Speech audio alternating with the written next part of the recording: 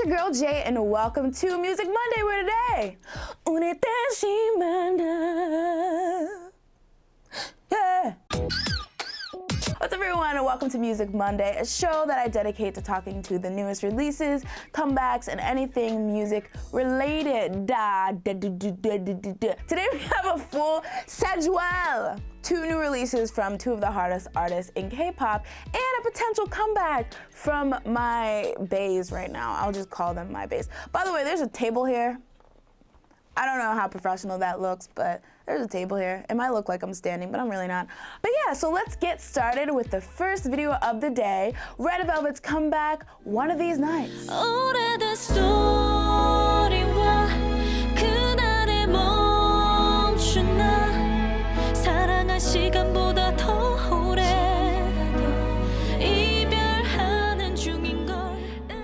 So a lot of people knew about this whole The Velvet comeback since they came out with the Red last fall, and a lot of people are actually worried because everyone knows that The Velvet is Red Velvet's smoother side, is very R&B. It's kind of alienating for some people because a lot of people just, when they think K-pop, they just want, you know, like a dumb ice cream-esque bop, and they don't actually like when Red Velvet switches up. But I am a big fan of The Velvet. I liked Be Natural. I really liked Automatic. I actually liked it better than Ice Cream Cake, which is saying a lot because I loved Ice Cream Cake. But anyway, I was really excited that they were dedicating a whole album, well, mini album, to The Velvet.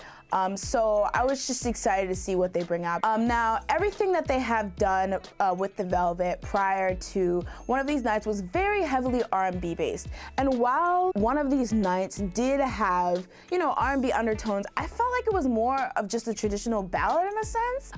There was only some parts with the bass line and the beat that I felt, okay, R&B, but it was very ballad-like, so I was really surprised that as, you know, a K-pop girl group, they were willing to risk doing a ballad, because let's be honest, a lot of people think ballads are boring. So unless you can really have that those hard-hitting lyrics and a hard-hitting concept behind the ballad, it will most likely flop. I was really impressed with SM that they kind of put that on the back burner and was like, let's try this ballad anyway, and basically let's see how far we can push Red Velvet with this experimental concept they have. So I actually did end up enjoying it. It did take me a couple listens to really get into it. It's definitely not something I listen to all the time, like with Automatic, because when Automatic came out, I would listen to that every 3 hours, no lie.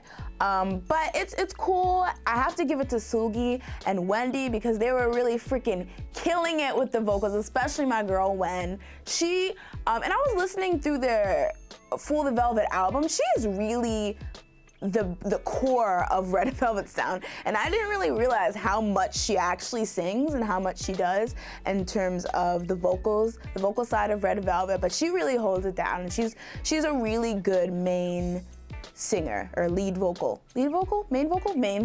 But once like I said, Sully was also killing it. Yeri, Irene, where was you?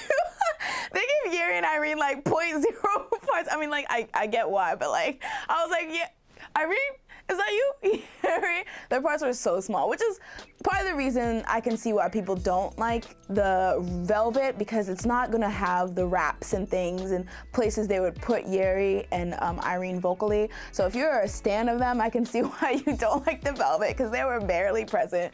But overall, it was a good sound, and I think they did a good job. It was really good. Moving on to the MV, they looked freaking gorgeous. I mean, I've been like salivating over their new looks since somebody leaked that they had new hair when Yeri and Wendy were going to those shows wearing them cheap wigs. First of all, SM, you need to up your wig game budget, because that was ridiculous, what you had Yeri and Wendy in. I was like, y'all got money, where is it going to? Clearly not the wigs. But out of all of them, I had to say red-haired Wendy. I know y'all were clowning her on Twitter saying they finally came full circle with the Wendy because she's looking like the Wendy mascot, but I thought she looked gorgeous in the MV. I also have to give it to Joy because she was working that little Desperate Housewives cut that they gave her. Like, she looked very mature, very sophisticated, and just overall, I just love the look overall. It was very magical and mystical and things like that. Now, as beautiful as it was, there's this one part where, I'm sorry, I love you, Irene, but you cannot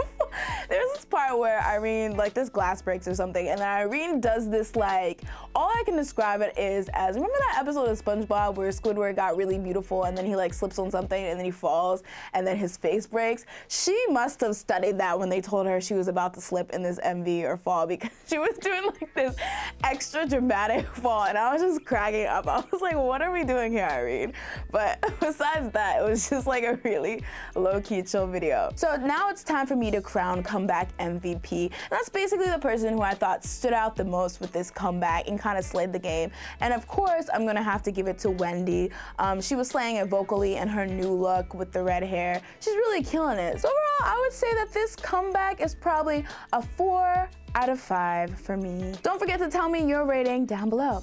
Moving on to the second comeback of this week, Got7 with Fly. We're gonna fly.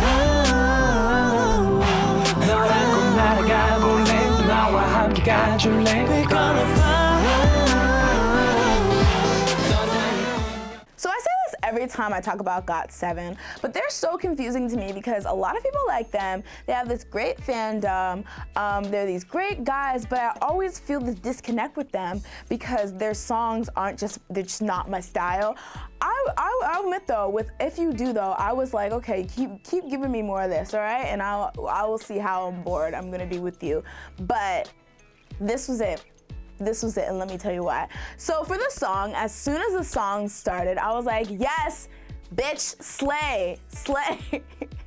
Sorry for the cussing. I know children watch this. Like when the song first opens, you hear this like chopped and screwed and slowed down in this trap beat, and Jackson comes in with the rap, and I was like, this is it, JYP. Yes, this is it. This is the music that is gonna like take Got7 to the top. It was so good. Like finally something that Got7 can show off their vocals in, can show off their coolness with. Like it was perfect. It's really funny though, because when I was listening to it, it almost sounds like this is a remix of a song, like with the flow of it. You know how people always do like those trap, like electronic kind of remixes? That's what it kind of felt like, and I was just thinking, this song's about to be the Vine edit anthem. Now, what I really thought was cool about this song is that rather than being centered around the vocalist, where you have vocal-heavy verses and things like that, this song was structured around the rappers. So you had Bam Bam, Jackson, Mark, and Yoongyum. I was like, Yoongyum spitting hot fire. What? I think they actually did the same thing with the with their song Just Right, but this song, it just super fit and it just made the song so cool. The song is so cool. But yeah, Yoongyum, when he came out after Mark, because I thought it was just gonna be Mark getting the second verse by himself, but then Yoongyum came out and he snatched whatever edges I had left on my weak scalp. I hope he sticks as like rapping as his thing, because I feel like he really shined more than he ever did with singing parts. On to the MV, I freaking loved it, and I loved how simple they kept it, like from the outfits to the actual scenes. It was just really simple and clear, and that was great because you could focus on the guys. I also really loved how that most of it was dance focused, besides, you know, the little story we have about them taking flight and stuff, but it was mostly dance focused, and I feel like this is important because a lot of people don't know that like Got7 is a really solid dance group, and people only started learning this with their last comeback, If You Do. So I'm glad that JYP Entertainment kind of caught a hint and they're pushing the whole dance focus. We're good dancers, we have good choreography thing, and we really got to see a lot of that in this music video. Now back to the simplicity. They looked so freaking hot, and it was because there wasn't weird clothes, weird makeup, weird hairstyles. They just literally, like, I swear, they just were like, just make them as hot as possible, and that's what they did. And they looked good, and it was simple, and they went back to wearing normal clothes. I was just like, bless. And I would also like to apologize to Blonde Jackson, because last time when I reviewed their music video for If You Do, I came for him, I did, and I said his blonde hair is gross, but let me just say, I finally come to accept that he's just fun as hell. Like,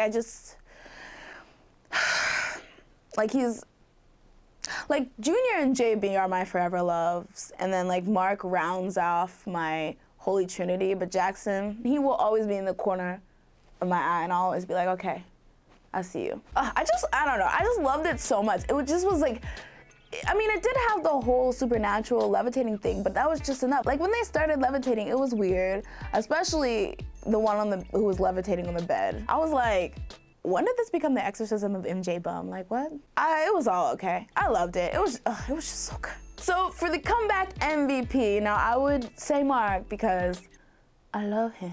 But if I had to choose one unbiasedly, I'd have to say Yoongyun because he looked good, he really shined in his rap part, and I feel like, you know, he just overall really impressed me. So welcome to the Comeback Corner, a corner of Music Monday where I talk about comebacks. And there's a lot of comebacks, but I decided to dedicate this Music Monday segment to BTS because I love them so much. Now, BTS fans have been super suspicious as to what BTS has been up to comeback-wise and music producing-wise because usually when they have a comeback, they have a follow-up where they promote a single from that album. And so with Run, people were expecting it to be Bepse, which was a single off their The Most Beautiful Moment in Life Part 2. But, you know, they ended up cutting Run promotion short because a lot of people felt that they were overworking the boys and members fell sick. And so a lot of people think that that made them scrap whatever follow-up song they were gonna do. But a lot of people thought maybe they're just changing and they were never gonna do a follow-up song. So out of nowhere, their official Twitter tweets that they'll be releasing a new special album called The Most Beautiful Moment in Life Forever Young, as well as having a concert titled Epilogue in May, along with this picture. Like, you know you're sprung if a picture of Bax got you hype. I was lit, y'all. I was just on the floor. Because like right now, aside from maybe like EXO and like Big Bang, BTS is the group that has been having my favorite music releases as of recent. So anytime I hear the words BTS and new music in the same sentence, I start hyperventilating. Like literally that, you know, that CF they did with Jessie, that song's on my iPod. That song is on my iPod, and it's like 1 minute and 50 seconds. I listen to it when I brush my teeth. Now from the title, it seems like it's gonna be some repackaged hybrid of part 1 and part 2, but even if it only manages to be like one new song, you have my money, Big Hit. I hope you're happy. And Big Hit, if you happen to be listening to this, which you probably are, that MV for Bepse better somehow find its way on this release, because I know it's out there. I know. Overall, you know, BTS, I'm gonna give you all my money. Like, can I just have a direct deposit to Big Hit because I will give them my money. So that's it for this Music Monday.